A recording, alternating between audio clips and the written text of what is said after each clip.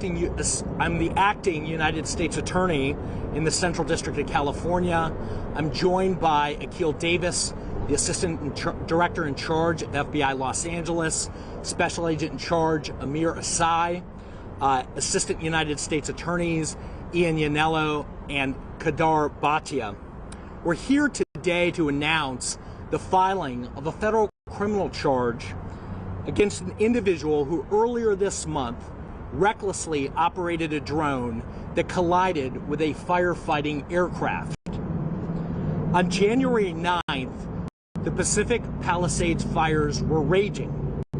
Firefighters were desperately trying to stop the destruction being caused by the fires and save lives. Critical to those efforts were firefighting aircraft that were conducting all-out assaults in the area surrounding the wildfires. Contrary to law and basic common sense, some individuals were recklessly operating drones around the firefighting relief efforts.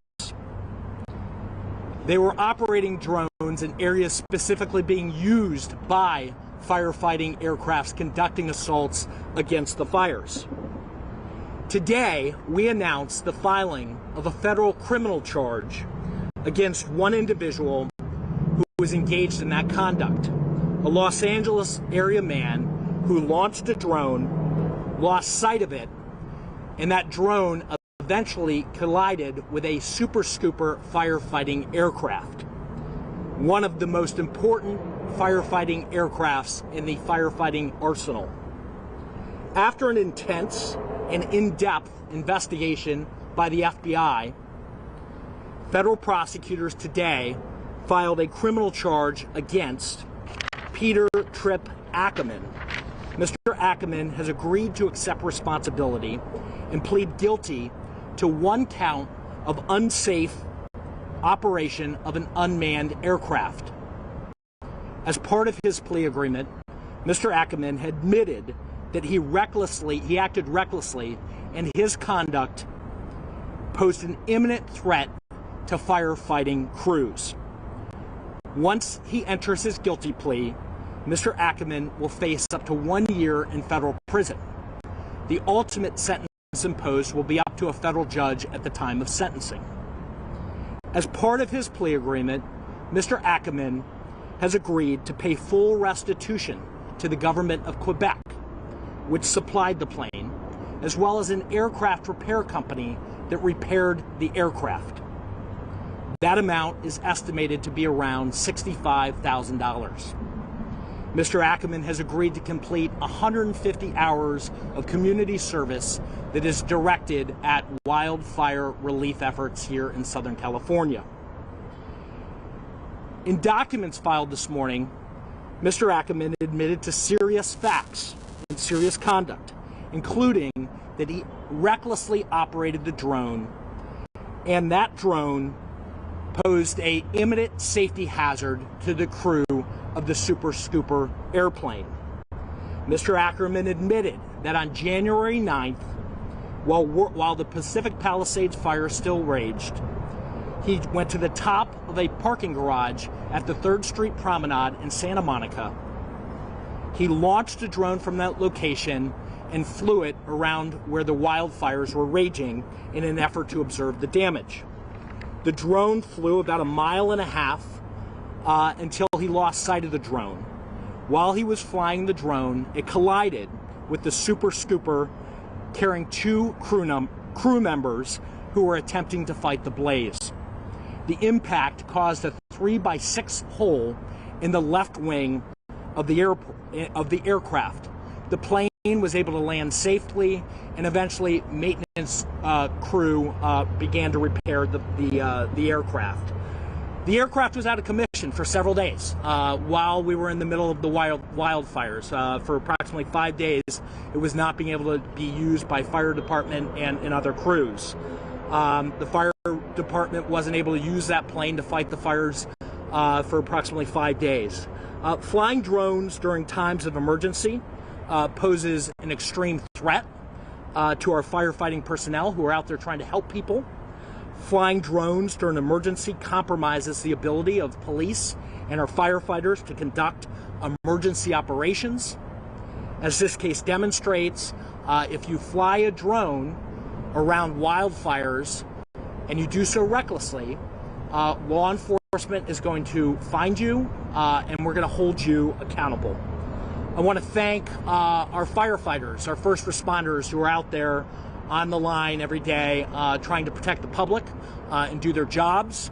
I want to thank the FBI, the Department of Transportation, OIG, the FAA, and CAL FIRE, as well as the LA Fire Department for their partnership in bringing this important case. A message here is deterrence to the public that, again, do not fly drones in areas where firefighters are raging. And I also want to thank the AUSAs who are responsible for the prosecution, Assistant U.S. Attorneys Kadar Bhatia, Ian Yanello, and our partners again at the FBI for all their good work. With that, I'll turn it over to Assistant Director in Charge, Akil Davis.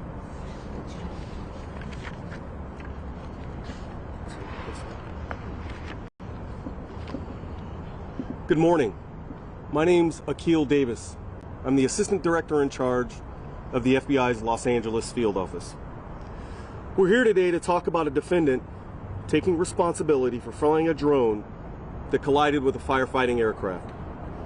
While that could have resulted in catastrophe, the plane landed safely. Regardless of the intentions of the pilot, our investigators have drilled down on this case for approximately 2 weeks. I'd like to really thank our teams at LAX, along with their partners at LAFD and CAL FIRE, who worked on this investigation in order to bring the subject to justice. They used every investigative avenue and worked with the public and private sector to get to the bottom of this case. And again, I am very proud of their hard work. There's no evidence at this time that the defendant intentionally caused this collision. However, flying drones in a restricted area could cause a catastrophe.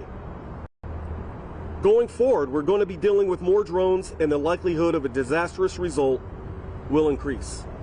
As you all know, we have World Cup coming up to the Southland. We have the Super Bowl followed on that, and then culminating in 2028 with the Olympics. All of those events will bring significant drone activity in which the FBI stands at the ready to investigate those crimes with our counter-UAS, our counter-drone task force, and our ground intercept teams.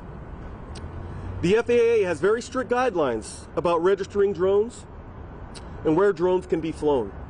The onus is on the pilot. If firefighters are putting out a fire with aircraft, that should be a clue. As CAL FIRE has said, if you fly, we can't. Meaning they cannot use their most sophisticated technique to attack these wildfires. Lack of common sense and ignorance of your duty as a drone pilot will not shield you from criminal penalties. Please respect the law, respect the FAA restrictions, and respect our firefighters. Thank you, and I'll turn it back over to United States Attorney Joe McNally. We'll take a couple of questions. Yes, sir?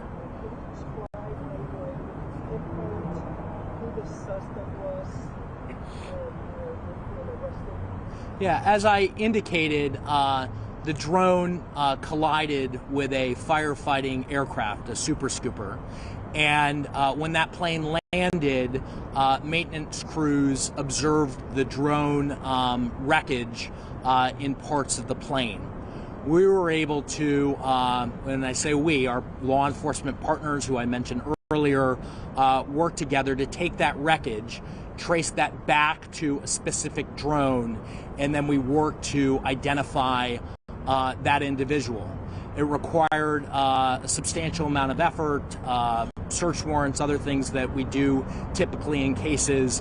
It was a complex process, but we were able to identify that person, and anybody else who engages in that conduct should have confidence that we'll identify them too. Yes, sir. Video? Was the suspect trying to get video for his own personal use or trying to sell it? Anything you can tell us about? Yeah, my understanding was, like a lot of individuals, he was curious about what was happening in that area. If we go back to, January 9th, the roads in those areas were closed. It was restricted area, and people wanted to see, for a variety of reasons, the carnage that was happening in Southern California. And my understanding, my take from the case is that was his intent. The problem with that starts off as curious conduct is with the amount of firefighting planes you have in that area dropping so they can get water in the Pacific Ocean, it interferes with those operations. And so it's not the time to fly drones anytime that we have these emergencies in Southern California. Can you elaborate on how? Yes, ma'am. So my understanding is that under FAA regulations, you have to register your drone under certain circumstances. I don't have any information as to whether or not he had a license or whether he would have needed one under those circumstances. Can you elaborate on the reaction of the suspect when he was contacted by you guys? Well, I'll highlight the fact that he has agreed to plead guilty and accept responsibility, which I think is important here.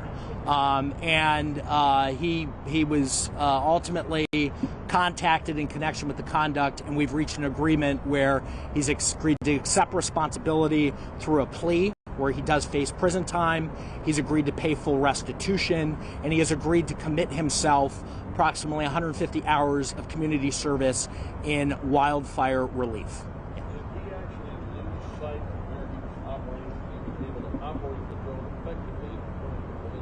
Yes, as I indicated before, he launched it from the 3rd Street Promenade, and then it was about 1.5 miles where he flew it to, and he lost sight of the drone. I'm sorry? I'm not going to get into whether or not he was able to control it. I mean, what I would say is that he hit a firefighting aircraft, and so in my view he was being reckless and that he couldn't see it, and he was in an area that he shouldn't have been. Other questions? Did this event prevent other similar aircraft from their firefighting efforts that night? I didn't hear your question. Did that event prevent other similar aircraft from their firefighting efforts that night? So my understanding is it did not stop other aircraft from continuing to operate. It did stop that aircraft from operating from about January 9th to January 14th. And the additional context I'll give there is this is a plane from Quebec. So we're short on equipment. We're in the largest wildfire ever to hit Southern California. We need all the planes that we can have at the time, and now we have one down for five days. So specifically, no, there were other aircraft that flew that day, but this one's down for 5 days, and that has a real impact on operations. Nowadays, there's a large variety of what was the maximum sentence you could have gotten? So we have brought the most serious provable offense that we have evidence of right now, and that is an offense where I referenced earlier, reckless operation of an unmanned aircraft that carries a term of up to 1 year imprisonment. That's a charge that's supported by the facts. Nowadays, there's a large variety of drones available to the public. Do we know what kind of drone it was? I'll refer you to the plea documents if that information's in there. It was obviously a drone that was capable of flying that type of distance, and obviously had a camera to cover that. So hold on, wait. 2 more. Frank? Can you tell us a little more about the defendant? How old is he? What's his occupation? We can get you. I want to limit our comments to the public record. Tom can get you, I think, any additional details we can provide on that. I'll say that he was a professional in Southern California. By all accounts, went out there because he was curious. He has no criminal history. And Tom can get you any other details on that. One more. One other question from somebody who hasn't asked one? Yes. Working on with the government of Quebec and looking into this, and what is their take on the way this is being resolved? And when you talk about big picture, you touched on are people who are coming in to help us and assuring them that their pilots will be safe, their equipment will be safe, and that Americans will act the way they should act. Yeah, so I would say a couple of things. First of all, thank you to all the partners out there who came to the aid of Southern California. Second, we responded by protecting planes and our firefighting personnel. And when I say we, really the leadership of the FBI, FAA, DOT, by deploying counter-drone surveillance teams that were out there detecting drones and making contact with any individual flying in the zone. And so we've been proactive about taking measures to stop that conduct. And then I think the third level of that is, again, the message here is deterrence. If you do this, we are going to track you down and you are going to be prosecuted. And so government agencies that give assets should have confidence that we are going to support them and make sure their people are safe by being proactive with counter surveillance and also prosecuting people who engage in this conduct. And so I think by those two steps, I can say with confidence that our firefighter personnel are safer. Thank you very much. Thank you. The news release has been issued. The documents, charging document, and the plea agreement were attached. If you didn't get it, come see me. And again, we expect the defendant to make his first appearance in Roybal, 2 blocks east of here, hopefully at 1 o'clock. But, it's court. We'll see how that goes. Thank you. Thank you.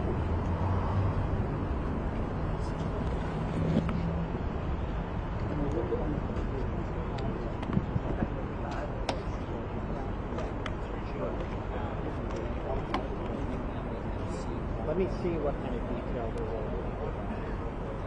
I must have